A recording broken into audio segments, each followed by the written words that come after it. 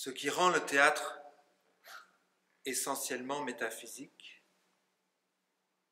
est que ses ingrédients fondamentaux, à savoir le corps, le verbe, le temps présent, l'espace, le son et la lumière, sont ceux-là même avec lesquels nous composons chaque jour pour vivre, quand les autres arts se contentent de manipuler des succédanés. Bronze, marbre, pigments, pellicule, encre et papier ou instruments de musique.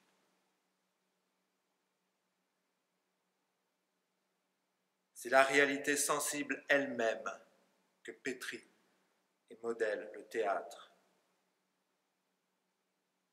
Le corps, le verbe, le temps présent, l'espace, le son, la lumière. Aucun autre lieu que la salle de spectacle, à part peut-être le lit où l'on rêve, le lit où l'on fait l'amour, le lit où l'on accouche, le lit où l'on est malade et le lit où l'on meurt. Mais dans le lit, il n'y a pas d'art, juste de l'humain. Aucun autre lieu que la salle de spectacle nous fait mieux saisir ce que c'est que la vie, ce que c'est que d'être en vie, que d'être un être humain, que d'être ensemble au monde, avait dit Dimitri Apolline. C'est par les arts de la scène que l'on éprouve le plus profondément les prodiges de l'épiphanie et du moment parfait. C'est avant tout pour cette raison qu'il allait au théâtre, pour recevoir des shoots d'épiphanie.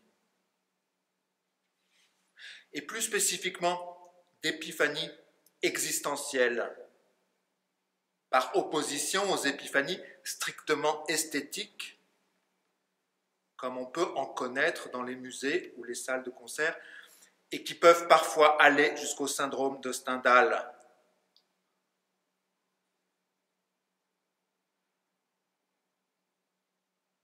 Ce qu'il entendait par moment parfait, c'est le moment où ce que l'on voit sur scène se dissout dans sa beauté, dans sa justesse et dans son évidence,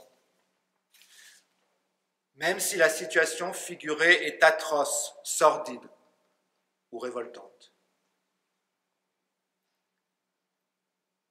La salle de spectacle disparaît, le temps s'arrête et tout s'immobilise. Ce qui se passe sur scène devient vision, devient image mentale immémoriale. C'est à l'essence même de la chose et non plus à sa représentation que l'on est confronté. Il n'y a plus de frontière entre la scène et le monde. La scène est un morceau du monde qui transcende le monde et s'y substitue. On fusionne avec la réalité, là, dans l'instant présent. Et c'est magique.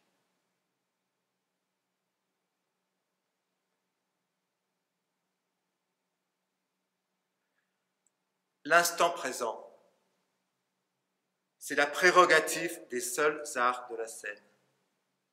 Et Dimitri allait au théâtre afin de s'exposer à des phénomènes sensibles et à des sortilèges élaborés par des metteurs en scène pour transmettre au public des sensations, du trouble, de la pensée, de la beauté, frontalement, de la scène à la salle, du corps des comédiens à ceux des spectateurs, dans la vérité infalsifiable du moment présent, dans le danger et la vérité infalsifiable du moment présent. C'est important d'insister sur ce point. Ici et nulle part ailleurs, maintenant et à aucun autre moment.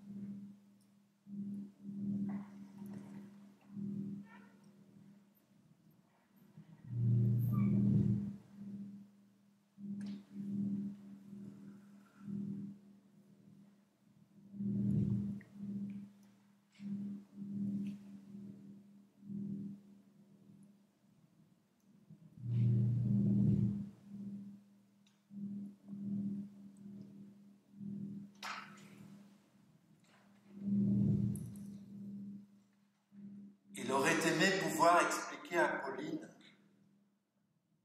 ce que c'était exactement que cette passion pour les arts de la scène qu'il se connaissait depuis l'âge de 11 ans.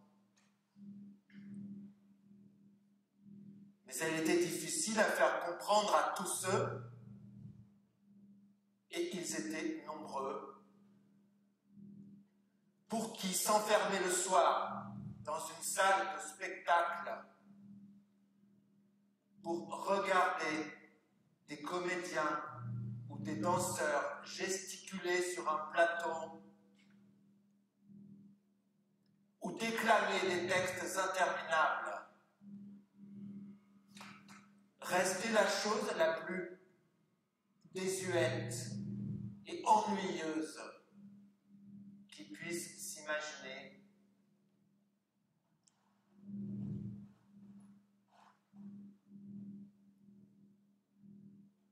Cette passion s'était déclarée chez Dimitri comme se déclare une maladie, laquelle consistait à lui rendre la réalité insupportable, c'est-à-dire fade, aride, constamment décevante. Si elle n'était pas compensée par des injections compulsives de spectacle, presque chaque soir en fait.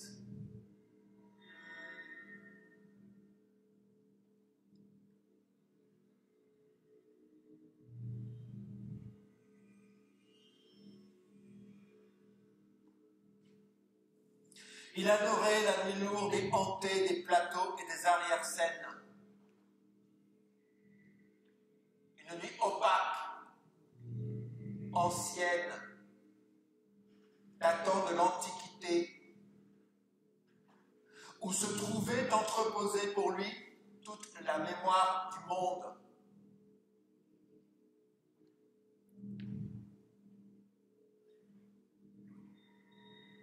C'est cette nuit noire et mystérieuse qui l'aimantait. Tout semblait exuder les spectacles qu'il voyait.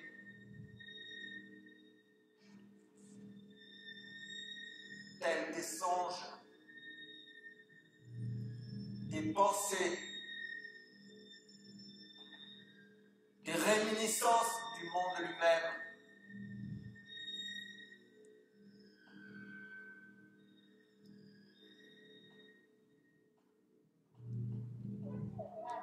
Le plateau est le lieu du corps, de la mort, du désir, du temps, du sexe, de la nuit, du sacré.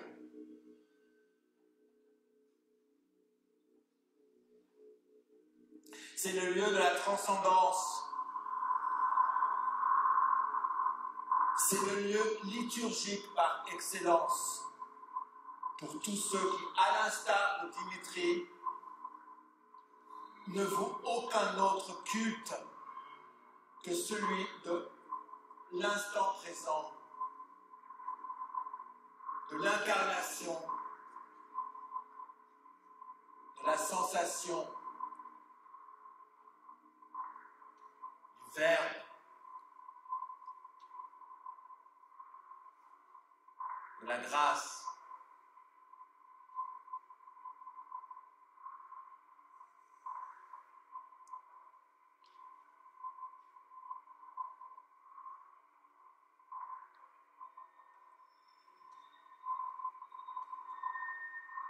Ce qui rend le théâtre essentiellement métaphysique est que ses ingrédients fondamentaux, à savoir le corps, le verbe, le temps présent, l'espace, le son et la lumière,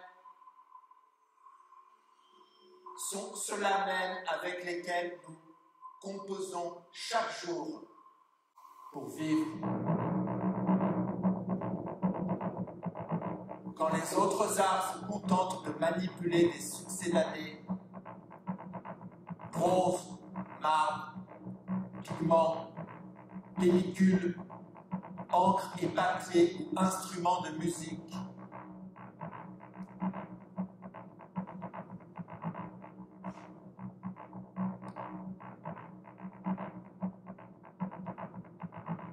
c'est la réalité sensible elle-même que que pétrit et modèle le théâtre. Le corps, le verbe, le temps présent, l'espace, le son et la lumière. Aucun autre lieu que la salle de spectacle, à part peut-être le lit.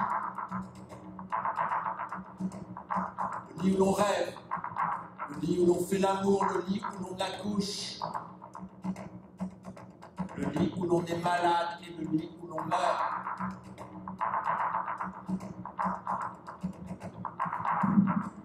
Et dans le lit, il n'y a pas d'art, juste de l'humain.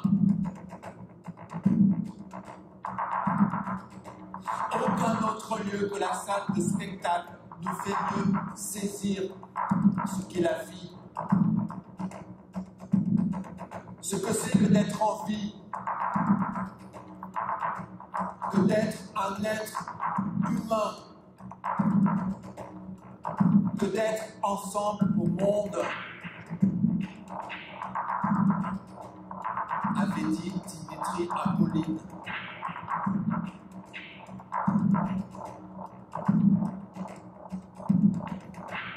C'est par les arts de la scène que l'on éprouve le plus profondément les prodiges de l'épiphanie et du moment parfait.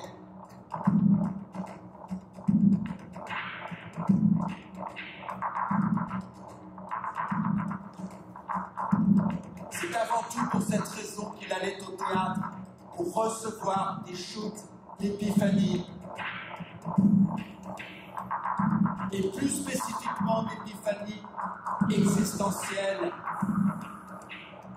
par opposition aux épiphanies strictement esthétiques, comme on peut en connaître dans les musées ou les salles de concert.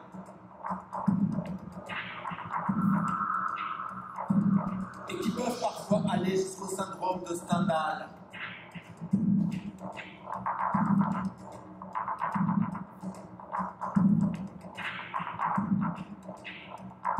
Ce qui n'entendait pas moment parfait, c'est le moment où ce que l'on voit sur scène se dissout dans sa beauté, dans sa justesse et dans son évidence.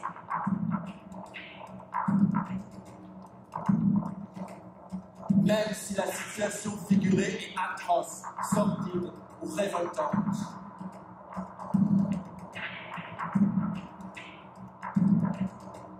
La salle de spectacle disparaît. Le temps s'arrête et tout s'immobilise.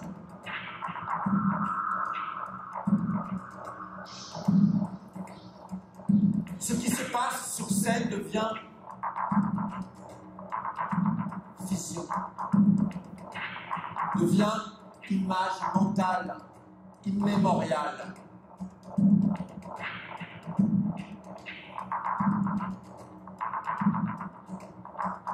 C'est à l'essence même de la chose et non plus à sa représentation que l'on est confronté. Il n'y a plus de frontière entre la scène et le monde. La scène est un morceau du monde qui transcende le monde et s'y substitue. On fusionne avec la réalité, là, dans l'instant présent. Et c'est magique.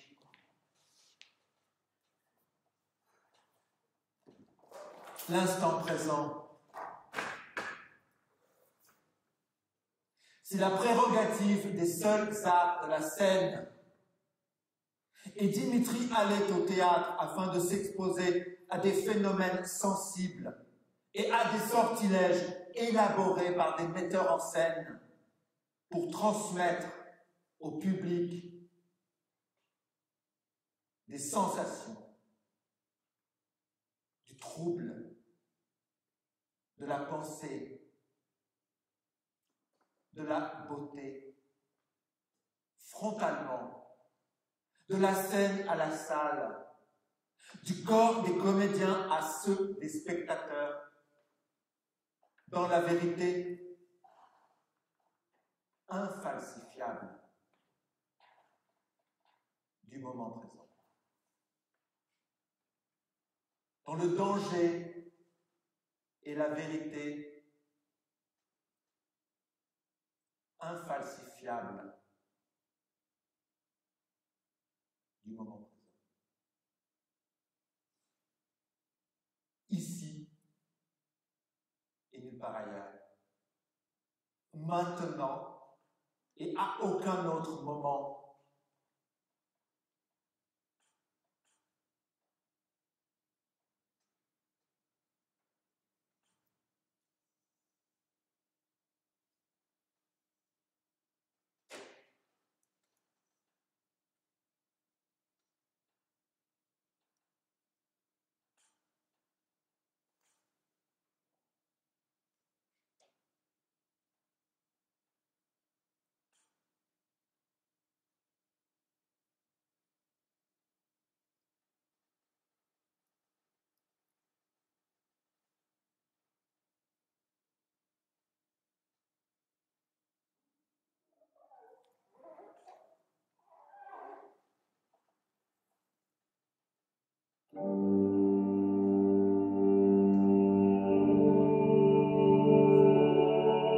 Se voir injecter des sensations, du trouble, des intuitions, de la pensée,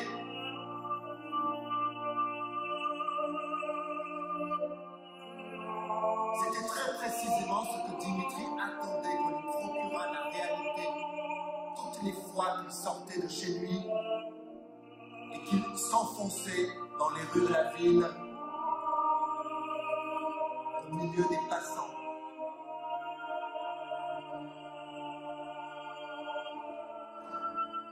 C'était une forme d'idéalisme dont il ne souhaitait pas se départir.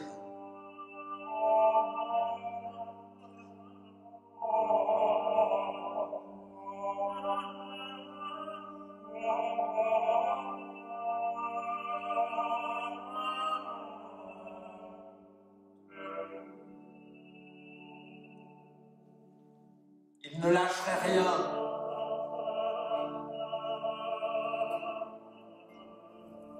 Il lui fallait ressentir chaque jour le plus de sensations possibles, les plus puissantes possibles, les plus variées possibles.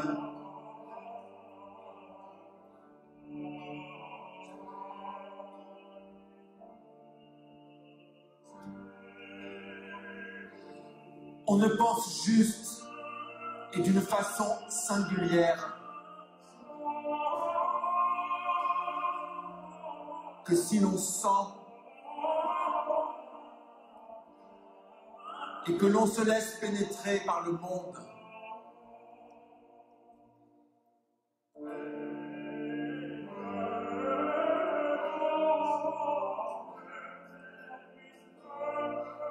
Eh bien, ce qui fait que l'on attend beaucoup du réel et donc de sa vie intérieure est précisément ce qui nous commande d'aller beaucoup au théâtre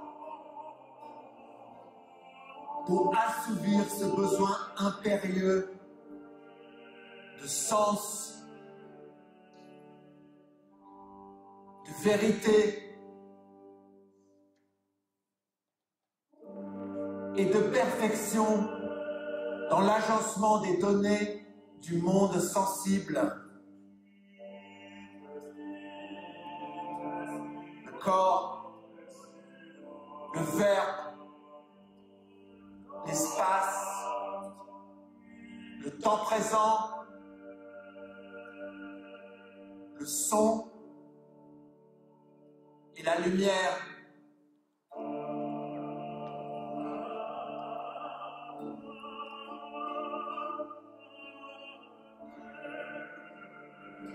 Dimitri espérait que Pauline comprenait ce qu'il essayait de lui expliquer. C'était très important.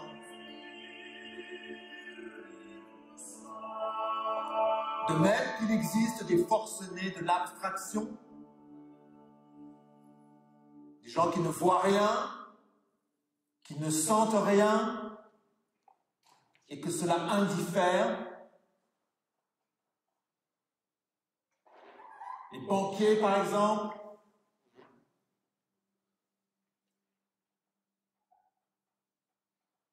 il existe des forcenés du monde sensible, des forcenés du monde visible, des forcenés de la sensation, des forcenés de la lumière, des forcenés du corps et de l'humain, des forcenés de la grâce, du frisson, du mouvement. Et eux sont faits pour le théâtre.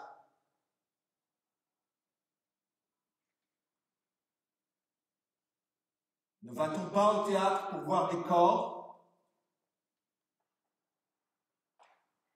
Dimitri le pensait.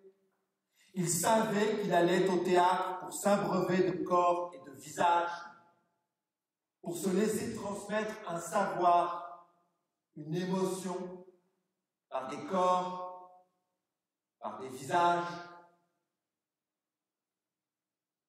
exactement comme on voudrait pouvoir le faire dans la vie, et dans la vie, c'est extrêmement rare.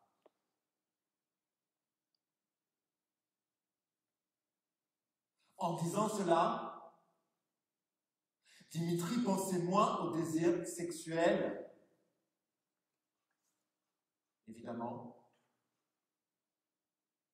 qu'à celui d'atteindre à une forme de vertige de l'autre, par la seule confrontation sensible et visuelle à son corps, à sa peau, à ses attitudes, à sa présence, à son visage.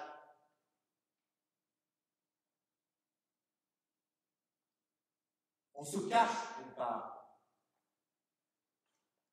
On n'ose pas regarder de l'autre.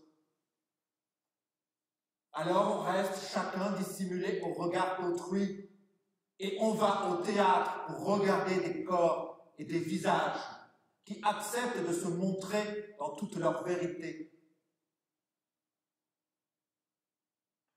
Comme en sacrifice, afin d'aider les autres à comprendre ce qu'est un être humain